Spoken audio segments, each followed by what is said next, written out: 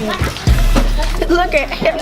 One of the ways that I structure my classroom in terms of culture and expectations is I use something called the 5 fingers of obedience. And it's not something I came up with. You can look it up. The 5 fingers of obedience are expectations on when I give a direction. And the goal of it is to help kids learn to interact with authority in a healthy way. So if I ask my classroom to do something like, hey, we need to push in our chair, we need to pick up the classroom, my expectation is that they're going to say, yes, Mr. V, I'll obey right away, all the way, the happy way, and that these five factors create obedience, which is doing what you need to be doing when you're asked to do it. If one of them is missing, so if you say yes, Mr. V, but you don't do what I asked right away, you're not being obedient. These are part of my classroom expectations. A lot of times kids actually really enjoy the structure and the expectations of class. People might say that it's too parental for the classroom. This is kind of how I see it. I'm in my classroom for, 6-8 hours. I am the parent of my classroom, and I don't want my students to just use this in the classroom. I want them to respect their parents. I want them to obey their parents in this way where they say yes mom, yes dad, and this creates great classrooms. It creates even better homes and relationships, and it teaches kids to interact with authority